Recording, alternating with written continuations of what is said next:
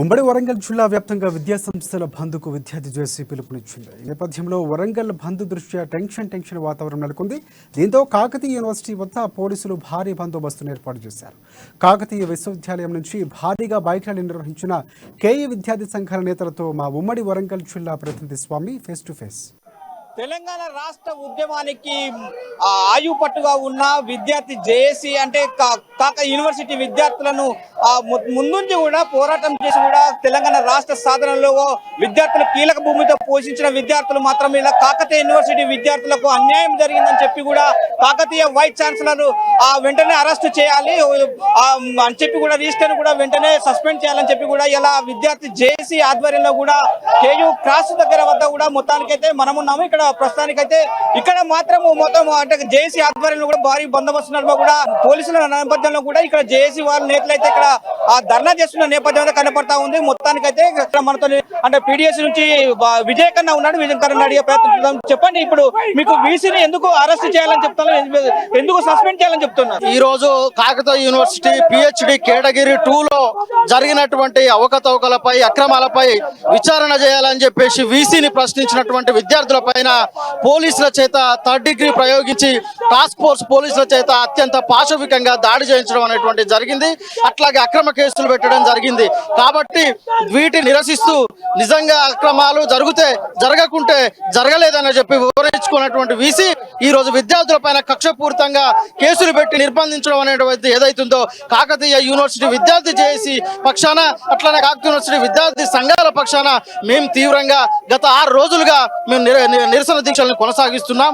ఈ రోజు ఉమ్మడి వరంగల్ జిల్లా వ్యాప్తంగా బంద్కు పిలుపునిచ్చి ఈ బంద్ లో భాగంగా ప్రధానంగా యూనివర్సిటీ రిజిస్ట్రార్లని రాష్ట్ర ప్రభుత్వం బర్తరఫ్ చేయాలని, అట్లాగే అక్రమాలు జరిగినటువంటి కేటగిరీ 2ని వాళ్ళు న్యాయ విచారణ చేసి మళ్ళీ సెకండ్ లిస్ట్ పెట్టాలనేటువంటిది ప్రధాన డిమాండ్ తోటి ఈ రోజు బంద్ కార్యక్రమం జరిగింది.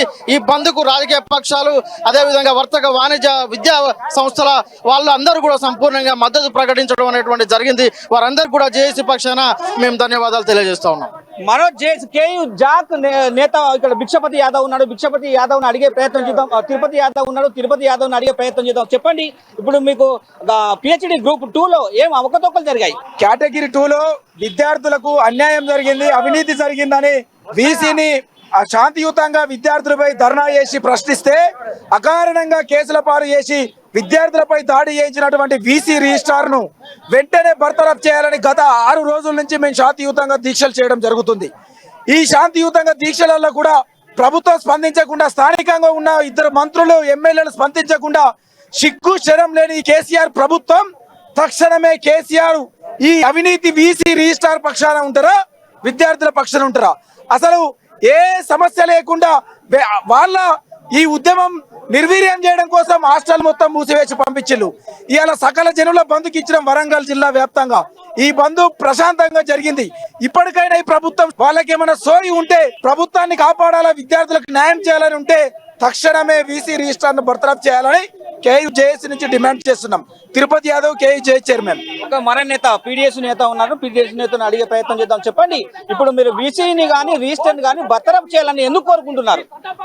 దాదాపుగా తెలంగాణ రాష్ట్రం వచ్చిన తర్వాత టిఆర్ఎస్ ప్రభుత్వం చేతుల్లోకి యూనివర్సిటీలను తీసుకొని నిర్వీర్యం చేసే దిశగా టిఆర్ఎస్ ప్రభుత్వానికి సంబంధించిన మినిస్టర్ల తొత్తుల్ని ఇలా యూనివర్సిటీలో వీసీలుగా నియమించి విద్యార్థులు ఎవరైతే ఉన్నారో వాళ్ళ విద్యార్థి పాలసీస్ ఏవైతున్నాయో వాటికి వ్యతిరేకంగా ఇవాళ యూనివర్సిటీలో మొత్తం కూడా పాలన సాగుతా ఉన్నది.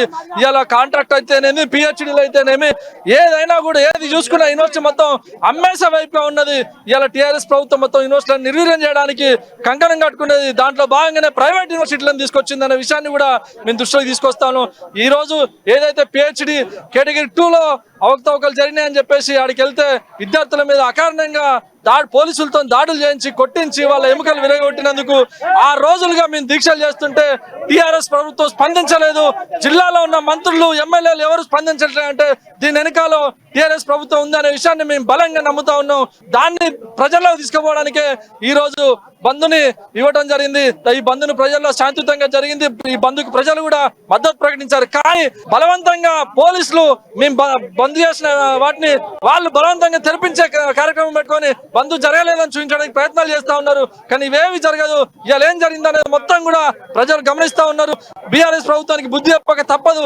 ఇవాళ జాకు నేతృత్వంలో కూడా ఈ మొత్తం ఉమ్మడి వరంగల్ జిల్లా వ్యాప్తంగా కూడా విద్యా సంస్థలను బంద్ పిలుపునివ్వడం జరిగింది. కేయూలో జరిగిన అన్యాయానికి అంటే పిహెచ్డి అడ్మిషన్ లో కూడా అవకతవకలు జరిగాయి. వీసీకి దీనికి పూర్తి బాధ్యత వీసీ ఉన్ను ప్లస్ రిజిస్టర్ కూడా పూర్తి బాధ్యత వహించాలి. అప్పుడే మాకు న్యాయమైన డిమాండ్ నెరవేరినట్టుగా భావిస్తా ఉన్నారు. కానీ మొత్తానికైతే విద్యార్థుల పైన కూడా విచక్షణ రహితంగా లాఠీ చార్జ్ చేయడం, వారి పట్ల దానికి సంబంధించిన సిఐ గానీ ఎస్ఐని గానీ సస్పెండ్ చేయాలి. అప్పటి వరకు కూడా పోరాటాలు ఉధృతం చేస్తాం, లేకపోతే దశల వారీగా చేస్తామని చెప్పి కూడా విద్యార్థి నేతలు హెచ్చరిస్తున్న పరిస్థితి కనపడతా ఉంది. కెమెరా పర్సన్ బాలుతో స్వామి, అమ్మా న్యూస్, వరంగల్.